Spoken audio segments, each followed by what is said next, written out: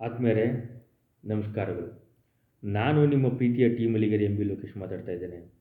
ಇವತ್ತಿನ ಒಂದು ವಿಶ್ಲೇಷಣೆಯಲ್ಲಿ ಮಣ್ಣಿನ ಮಗ ಖ್ಯಾತಿಯ ಮಾಜಿ ಪ್ರಧಾನಮಂತ್ರಿ ಎಚ್ ಡಿ ದೇವೇಗೌಡರವರ ಧರ್ಮಪತ್ನಿಯಾದಂಥ ಶ್ರೀಮತಿ ಚೆನ್ನಮ್ಮರವರನ್ನ ಕುರಿತು ಒಂದು ವಿಶ್ಲೇಷಣೆಯನ್ನು ನಡೆಸೋಣ.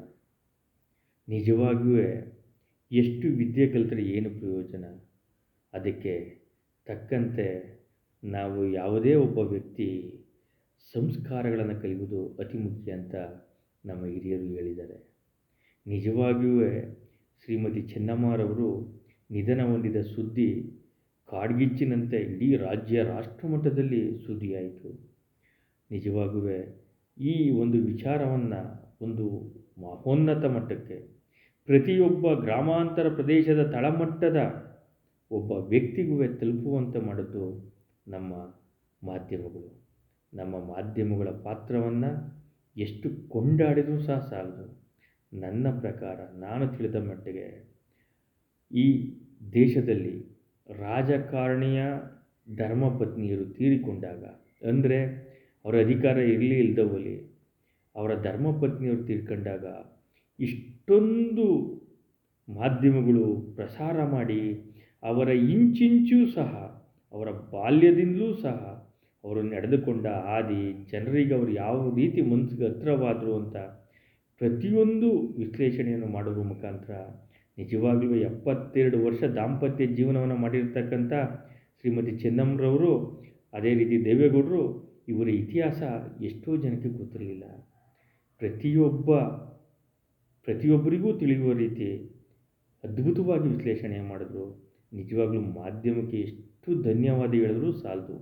ಏಕೆಂದರೆ ಚೆನ್ನಮ್ಮರವರು ಇಷ್ಟೆಲ್ಲ ಕೆಲಸ ಕಾರ್ಯ ಮಾಡಿದಾರ, ಇಷ್ಟೊಂದೆಲ್ಲ ಕಷ್ಟದಲ್ಲಿ ಅವ್ರು ಬೆಳೆದ್ರ, ಇಷ್ಟು 10 ರೂಪಾಯಿ ಬಾಡಿಗೆ ಮನೇಲಿ ಇದ್ರ ಅಂತ ಎಳೆಯಾಗಿ ನಮ್ಮ ಮಾಧ್ಯಮಗಳು ಜನರಿಗೆ ತಿಳಿಸ್ತು.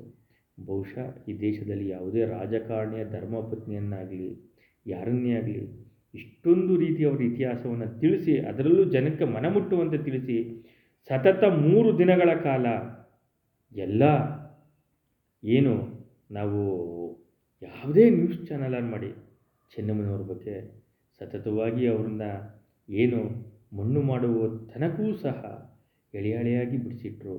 ಅದೇ ರೀತಿ ಎಷ್ಟೋ ಜನ ನನ್ನ ತಾಯಿಯೇ ತೀರೋದು ಅನ್ನೋ ಮಟ್ಟಿಗೆ ಭಾವನಾತ್ಮಕವಾಗಿ ವರ್ತಿಸಬೇಕಾದ್ರೆ ನಮ್ಮ ಮಾಧ್ಯಮಗಳು ಅಷ್ಟು ಚೆನ್ನಾಗಿ ತೋರಿಸಿದ್ದು ಸಹ ಬಹುಮುಖ್ಯ ಅಂತ ಹೇಳ್ಬೋದು.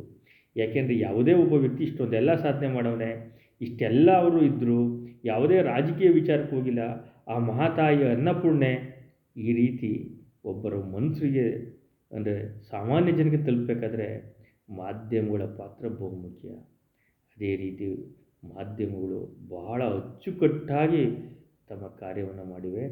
ಚೆನ್ನಮ್ಮನವರ ಬಗ್ಗೆ ನಮಗೆ ಗೊತ್ತಿಲ್ಲದೆ ಇರ್ತಕ್ಕಂಥ ಹಲವು ಇತಿಹಾಸಗಳನ್ನ ತೋರಿಸಿದ್ದಕ್ಕೆ ಮಾಧ್ಯಮಗಳಿಗೆ ಎಷ್ಟು ಧನ್ಯವಾದ ಹೇಳಿದ್ರು ಸಾಲದು.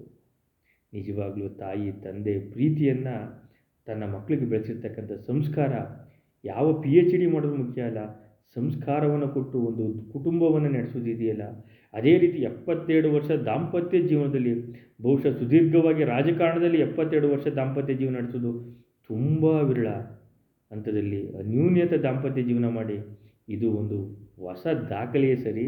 ಕೋಟ್ಯಾಂತರ ಜನಕ್ಕೆ ಗಂಡ ಹೆಂಡತಿ ಯಾವ ರೀತಿ ಇರಬೇಕು ಅಂತ ಈ ಯುವ ಜೋಡಿಗೆ ಆಗಲಿ ಅಥವಾ ದಾಂಪತ್ಯವನ್ನು ಹಲವಾರು ವರ್ಷ ಮಾಡಿರೋರಿಗೆ ಆಗಲಿ ಇದು ಒಂದು ಮುಂಚೂಣಿ, ಅಂದರೆ ಇದನ್ನು ನೋಡಿ ಕಲಿಬೇಕು ಅಂತ ತೋರಿಸ್ಕೊಟ್ಟಿದ್ದಾರೆ ನಮ್ಮ ಮಣ್ಣಿನ ಮಗ ಖ್ಯಾತಿ ಎಚ್ ಡಿ ದೇವೇಗೌಡರು ಹಾಗೂ ಅವರ ಪತ್ನಿ ಚೆನ್ನಮ್ಮನವರು. ಎಂಥ ಕಷ್ಟ ಕಾಲದಲ್ಲೂ ಗಂಡನ ಪರ ನಿಂತು ಇಷ್ಟೊಂದು ಮಕ್ಕಳನ್ನು ವಿದ್ಯಾಭ್ಯಾಸವನ್ನು ಮಾಡಿ ಅವರ ಪೋಷಣೆಯನ್ನು ಮಾಡೋದು ಅಷ್ಟು ಸುಲಭದ ಮಾತಲ್ಲ. ಏನಾದರೂ ಆಗಲಿ ಇಷ್ಟು ಅಚ್ಚುಕಟ್ಟಾಗಿ ಬಹು ಹಂತವಾಗಿ ಅವರು ಎಲ್ಲಿಯವರು, ಹೇಗೆ, ಏನು ಅಂತ ಜನರಿಗೆ ತಿಳಿಸಿ, ಅದೇ ರೀತಿ ಗ್ರಾಮಾಂತರ ಪ್ರದೇಶದಲ್ಲಿ ಎಷ್ಟೋ ಮನೆಗಳಲ್ಲೂ ಸಹ ತನ್ನ ತಾಯಿ ಕಳೆದೋಗಿರೋ ರೀತಿ ಕಣ್ಣೀರನ್ನು ಹಾಕಿದ್ರು. ಅದೇ ರೀತಿ ನಮ್ಮ ರಾಜ್ಯದ ಕರ್ನಾಟಕ ರಾಜ್ಯ ಸರ್ಕಾರ, ಅದು ರಾಜ್ಯದ ಮುಖ್ಯಮಂತ್ರಿಯಾಗಿರ್ತಕ್ಕಂಥ ಡಿ ಕೆ ಶಿವಕುಮಾರ್ ಅವರ ಒಂದು ಕ್ಯಾಬಿನೆಟ್ ನಿರ್ಧಾರವನ್ನು ತೆಗೆದುಕೊಂಡದ್ದು, ಚೆನ್ನಮ್ಮನವರಿಗೆ ಸಕಲ ಸರ್ಕಾರಿ ಗೌರವವನ್ನು ಮಾಡಿದ್ದು ಒಂದು ಹೆಮ್ಮೆಯ ವಿಚಾರ. ಅದೇ ರೀತಿ ರಾಜ್ಯ ಸರ್ಕಾರಕ್ಕೂ ಸಹ ಎಲ್ಲರೂ ಧನ್ಯವಾದವನ್ನು ತಿಳಿಸಲೇಬೇಕು. ಮಾಜಿ ಪ್ರಧಾನಿ ಹೆಂಡತಿ ಆ ಕುಟುಂಬ ರಾಜಕಾರಣ ಮಾಡಿ ಬಹುಶಃ ಇತಿಹಾಸದಲ್ಲಿ ಒಂದು ಹೊಸ ದಾಖಲೆ ಅಂತ ಅನ್ಬೇಕು. ಅಷ್ಟು ಅಚ್ಚುಕಟ್ಟಾಗಿ ರಾಜ್ಯ ಸರ್ಕಾರವೂ ಸಹ ಅವ್ರಿಗೆ ಸಕಲ ಸರ್ಕಾರಿ ಮರ್ಯಾದೆಯನ್ನು ಕೊಟ್ಟು, ಜೊತೆಗೆ ಮುಖ್ಯಮಂತ್ರಿಯವರು ಸಹ ಆ ಒಂದು ಕೊನೆಯವರೆಗೂ ಸಹ ಅಲ್ಲಿ ಆ ಮಣ್ಣನ್ನ ಮಾಡೋ ತನಕವೂ ಸಹ ಇದ್ದರು ಅಂದರೆ ನಿಜಕ್ಕೂ ಅದ್ಭುತ. ರಾಜ್ಯ ಹಾಗೂ ರಾಷ್ಟ್ರ ಮಟ್ಟದಲ್ಲಿ ಪ್ರಧಾನಮಂತ್ರಿಗಳು ಎಲ್ಲ ಸಹ ತಮ್ಮ ಶೋಕವನ್ನು ವ್ಯಕ್ತಪಡಿಸಿ ಅವರಿಗೆ ಉತ್ತೇಜನವನ್ನು ದೇವೇಗೌಡರಿಗೆ ನೀಡಿದ್ದು ನಿಜಕ್ಕೂ ಒಂದು ಅದ್ಭುತ. ಇಷ್ಟೊಂದು ಪ್ರೀತಿ ಪಾತ್ರನ ಸಂಪಾದಿಸಿದಂಥ ಚೆನ್ನಮ್ಮ ನಿಜಕ್ಕೂ ಯಾವುದೋ ಒಂದು ಪೂರ್ವಜನ್ಮದ ಪುಣ್ಯ ಅಂತಲೇ ಹೇಳ್ಬೋದು. ಇಂಥ ತಾಯಿಯನ್ನು ಪಡೆದಂಥ ಮಕ್ಕಳು ಸಹ ಯಾವುದೋ ಜನ್ಮದ ಪುಣ್ಯ ಅಂತ ಹೇಳ್ತಾ ಇಷ್ಟು ವರ್ಷ 72 ವರ್ಷ ಸುದೀರ್ಘ ದಾಂಪತ್ಯವನ್ನು ನಡೆಸಿ ಚರಿತ್ರೆಯ ಪುಟಗಳಲ್ಲಿ ಸೇರ್ತಕ್ಕಂಥ ಈ ಒಂದು ದಾಂಪತ್ಯದ ಒಂದು ವಿಚಾರ ನಿಜಕ್ಕೂ ಇವತ್ತಿನ ಜನಕ್ಕೆ ಅದು ಒಂದು ಮಾದರಿ ಅಂತ ಹೇಳ್ತಾ, ಮುಂದೆ ಬರತಕ್ಕಂಥ ದಾಂಪತ್ಯ ಜೀವನ ನಡೆಸೋರಿಗೆ ಹಾಗೂ ಯುವ ದಾಂಪತ್ಯವನ್ನು ಕಾಲಿಡೋರಿಗೆ ಇದು ಒಂದು ಹೊಸ ಮಾದರಿ.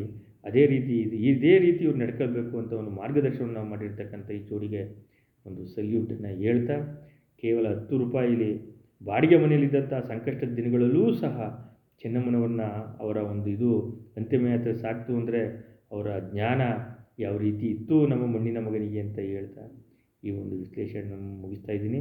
ಅದೇ ರೀತಿ ಚೆನ್ನಮ್ಮ ತಾಯಿಯವ್ರಿಗೆ ಅವರ ಆತ್ಮಕ್ಕೆ ಶಾಂತಿ ಸಿಗಲಿ. ಇದೇ ರೀತಿ ಲಕ್ಷಾಂತರ ಜನ, ಕೋಟ್ಯಾಂತರ ಜನ ವೀಕ್ಷಣೆ ಮಾಡಿದ್ದಾರೆ. ಇಂಥ ಒಂದು ಬಹುಪುಣ್ಯವನ್ನು ಪಡೆದಂಥ ಮಾತಾಯಿಗೆ ನನ್ನ ನಮಸ್ಕಾರಗಳನ್ನು ತಿಳಿಸ್ತಾ, ಎಲ್ಲರೂ ಸಹ ಅಟ್ಟಿ ಜನತಾ ಪರಿವಾರ ಯೂಟ್ಯೂಬ್ ಚಾನಲ್ನ ಸಬ್ಸ್ಕ್ರೈಬ್ ಮಾಡಬೇಕು ಅಂತ ನನ್ನ ವಿಶ್ಲೇಷಣೆ ಮುಗಿಸ್ತಾ ಇದ್ದೀನಿ. ಜೈ ಹಿಂದ್, ಜೈ ಕರ್ನಾಟಕ ಮಾತೆ, ನಮಸ್ಕಾರಗಳು.